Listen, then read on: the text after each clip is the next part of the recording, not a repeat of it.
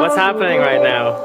Well, so we're trying to make Christian being able to grab my sound and control it with his Mayo armband.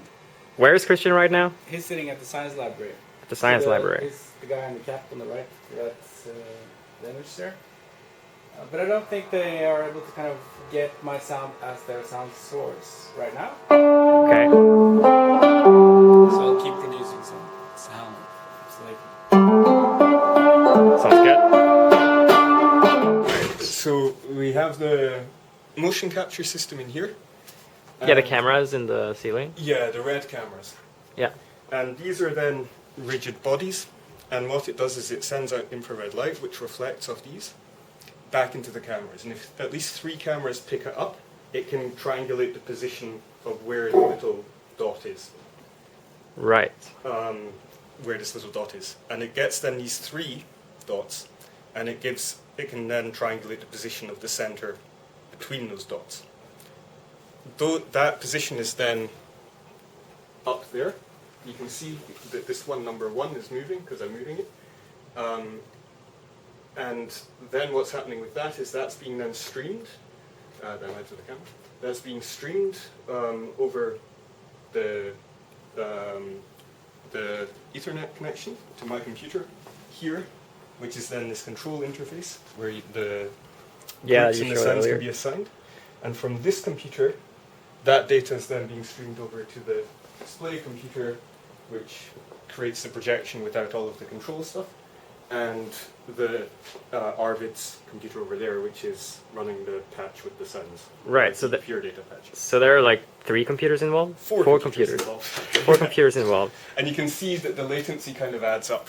There's a lot less latency between motion and display on this computer than there is on that screen. Yeah. And the thing is that then even further streaming that over up to the science library will add even more latency in. So there's maybe improvements that could be done there. Like the original way that I did it was running that display on the same computer as here, so I could just grab the data directly. Well, just to do it on the loop back with the control data. Because the problem is that for the display, you need to have the information which is added in here. You can't just run that directly to the display because you need the colors and the lines added in here. But then running that display on here as well got rid of that latency, but this computer is really old and not powerful enough to run both at the same time. Right. So I needed to add another computer. But on more powerful computers, you could run them both on the same. And of course, the number of these that we're using also slows it down a lot because it has to render and keep track of a lot more data. So could you theoretically like reduce this setup to a 1 computer setup, or do you need? You could, if you had a powerful computer, you could just run 2 computers. You need 1 computer running Motive and then 1 running these 3 components. It's just for processing power because it gets quite expensive because it has to run like it's designed for up to 30 of these, so it has to render 30 of the dots twice and all the lines twice, and which theoretically is then, if you had lines between all of them, that would be 30 times 30 lines, so 900 lines twice, 30 dots twice, have the control elements as well, and then run 30 sound generators, each of which is, 30 sound mini sound generation subpatches, each of which is running 5 sound generator subpatches for each one of the timbres in case it gets routed to it. Because the way pure data works, you need to have a separate sound generator for each kind of number going in. You can't just keep piling in extra. You have to basically duplicate the sound generation each time. So it's 30 times 5 sound generation patches. It can get quite expensive, and I'm sure I've done it very, very inefficiently as well. I'm sure there's a lot better way of doing it. Can we have a look at the patch actually? Yeah, at the what kind of? I'm curious what kind of data is coming in. On this, so this is the Python script here for the control interface, which takes as the data come. It's all just over OSC. Okay. That data is being basically broadcast in a loop back within the computer there, so it's just being done on the local host. And then there's a patch that takes that from the local host and streams it over OSC to this computer. Then basically And that's just the position data, just the X, Y, and Z coordinate of where this is. Right. And then here, what's being further streamed onto that, onto the performance computer then is just where the lines are added in, so the X, Y, and Z position of this again, the group that it belongs to, so which color, whether it's 1, 2, 3, 4, or 5, and then all of the lines are also being streamed over to that, to the display computer. And the pure data, it's the position and the group, whether it's 1, 2, 3, 4, or 5. Right. Then and that's all done over OSC. Okay. And So, like, what does the OC like numbers look like? Do you just get arbitrary stuff and you have to scale it down to? well, the motive, Yeah. that's all in meters. Oh, okay. So you can set where the origin point is in the 3D card. Right. Using coordinate. And I set it here, and this is 0, 0, 0 right down here, and this is a 2 meter by 2 meter box. So I kind of know and can scale then those that. If you stay within the box, it's 2 meters. Maybe it's then down to -3 if you're here. Yeah. No, 3 because I did it the other way, so that's +3. Right. And then basically scaled that into kind of like frequency ranges for in terms of pitch, the horizontal plane besides the pitch is basically just sums D's and weights them. So pitch increases kind of just along here, but you can also kind of by moving up here increase a little bit, or along this way increase a little bit, and then the loudness, the amplitude is just the vertical. Cool. So That's awesome. Well, it sounds amazing. I can't wait to hear it in action during the concert. Basically, what I did is creating a small Python script which process some effects by using the fingers motion, and so then we get some audio feed from the portal that are created by Hugh with his motion program. Then I process some effects here using the script and send it back to the network. Okay, so what are we doing? We're trying to break into Alexander's office to get the poster so we can promote the concert. Okay. We'll see how that goes. Okay, first. We failed. Wait, let's try. Do I have a lockpick? Find a lockpick. Oh! Oh! Wow. 8. No, that looks okay. It might just be because they're on the table close together. Okay, I'll try to find 5. It should be at the top of the second column. Yeah, that's getting confused with 1 a little bit. How can they tell the difference? It's inside these things. It's the distance between the 3 points. Yeah. It kind of like triangulates the distance. And the thing is that because the precision, like if it's not if it's not precise enough, if there's like 2 millimeters of error, it could get confused between them. And the thing is with the cameras at this distance in this room, it's not quite precise enough. There's nothing inside of this. It's No, just it's the just difference plastics. between these Yeah, ones, which yeah. are And different. 2 of those little two of those black things cost $40 because they're Optitrack made by them. So far, so good.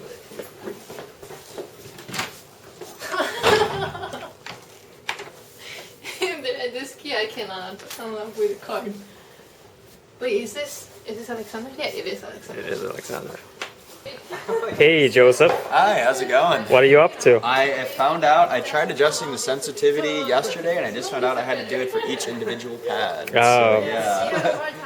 Okay, so the changeover, what do we need to do?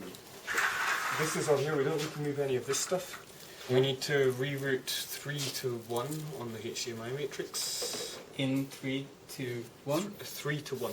Like 3, 1. In 3, out. 3, 1. I think. We'll just check. So is it like your standard drum kit, or do you have any other? Yeah, so this is Alexander's drum pad. I think you can kind of switch between all the different kinds of kits. So let's do some drum and bass.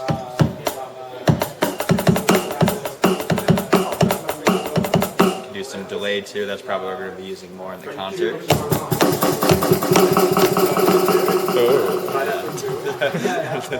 Thank you for the demonstration. Thank you. It's my honor. What is this box? This is the Zoya. The Zoya. What does it do? It is kind of a modular synth system, just in this small ecosystem. So every colored block is or group of colors are a module. So what's this? This is a fuzz. And Can you decide what each block does? yeah, so if I have an empty patch, I can just place a module. Ah. And so if I want a delay with modulation, then I place this and I can change the color, and I'm doing it upside down. So now this is the input, audio in.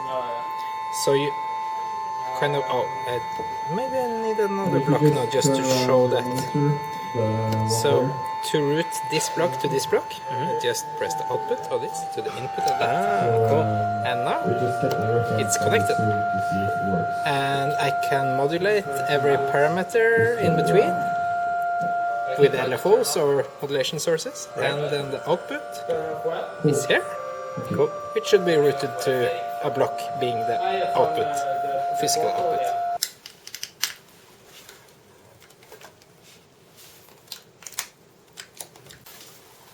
Okay, so it's day 3. It's day 3, and we're all finally here together in the portal. It's also the concert day. How many hours left until the concert? Less than 2. 2? Yeah, an hour 40 minutes. So yeah, I guess we'll just like test and see if like stuff still works. Yeah.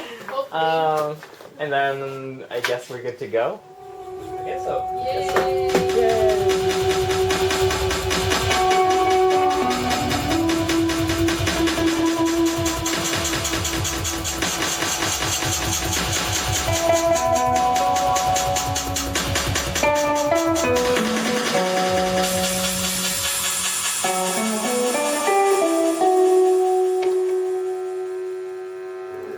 Hey guys, how many people does it take to tape down an Ethernet cable? I'm running 2. 2 workers and a cameraman. Yeah. Are you guys hearing the sound from me now? Or from us? No, we don't. There's a peak patch, right? Yeah, but it's just the mic, but not the. Yeah, there's no The sound. sound coming in. Maybe the IPs. Just go from the things and see if there's actually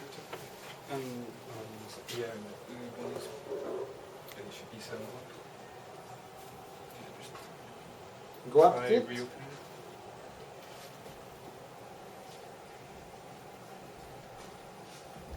And oh, you've got a new IP address because you've reconnected since yesterday. Yeah, of course. What your IP address is. Okay, so we have 215 views on the poster with 2 likes. Amazing. And 170 in the motion capture thing here, and 156 in the library Cool. video. So yeah, that's a lot of views. So that's nice. You can see the dots there, and they're numbered with the corresponding number to what it is. Then you can select one of the 5 colors, each one is a different sound. And if you press spacebar, it freezes it shortly, and you can click on it to then assign it to that color. Okay. And then you can turn it on and off here. Okay. And if there's 2, so Arve, can you pick up another one?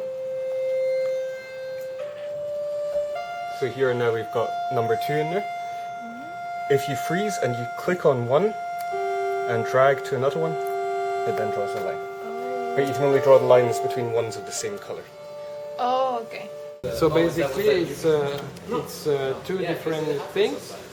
It's one Python script and one PD patch. One does some effects, and one other is doing some machine learning gesture recognition. Morning stretching.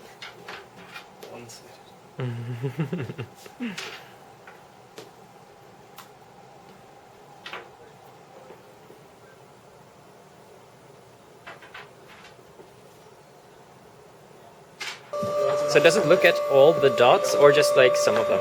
Just one finger, yeah, not index, Just the index finger. like this.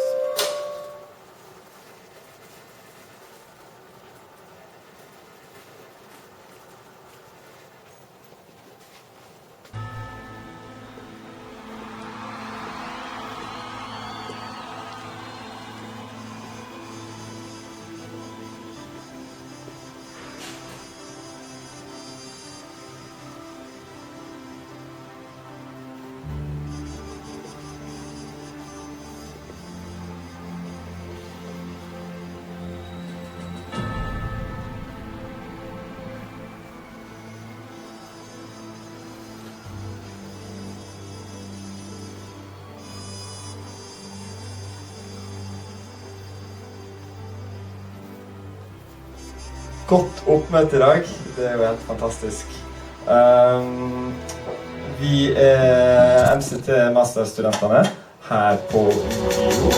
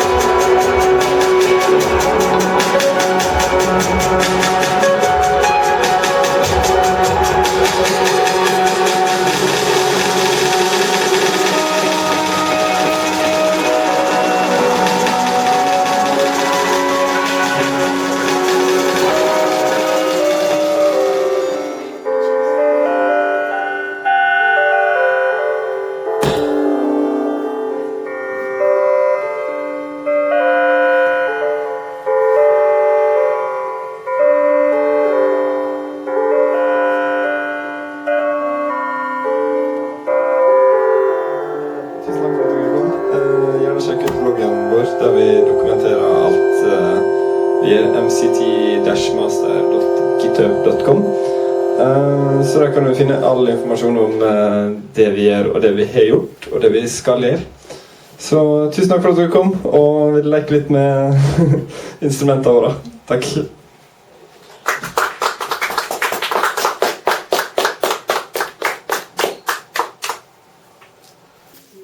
I had to stop the recording about halfway through your guys because it came up saying that this was empty, and I checked and it said 0 bytes free, and I thought best not to risk a crash. Yeah, no, for sure. You already crashed once. Jakob said he was recording on his side as well. Yeah. Sure. And I feel that the camera was unfortunately a bit, for when we were doing kind of the motion thing, that you couldn't really like look the people who were modulating the sound. Yeah. So there was no kind of like communication there, in that Yeah. sense, which is a bit of a shame. Yeah. It was cool how Joachim had it set up the other day, where you could see him right in the face. I feel like at least eventually it stopped being, at least here, it stopped being so much about the sound but about the figures. And it was just like playing with the figures. And That's what I actually found, and I think most people, like especially when it was the kind of the non-pentatonic, when it was the kind of just continuous, people go, okay, it makes the sound. But the figures and kind of like the figures. Yesterday when you took on the Velcros and your hat and you looked like a person on the screen, I was so, when I was just watching the screen, I was looking like this graph, like these music skeletons. videos Yeah. of these. Det har han hørt meg i bilen også, selv om jeg vet ikke hva som skjedde den ene gangen vi mistet connection. Jeg tror jeg var noe som skjedde der oppe, men så har det jo fungert som klokker de dagene. Ja, det har vært det. Og de der, når du ser på sånne dropbacker, for eksempel, noe som blir 10, synes jeg. under 10, liksom. Og det bare er 510 minutter.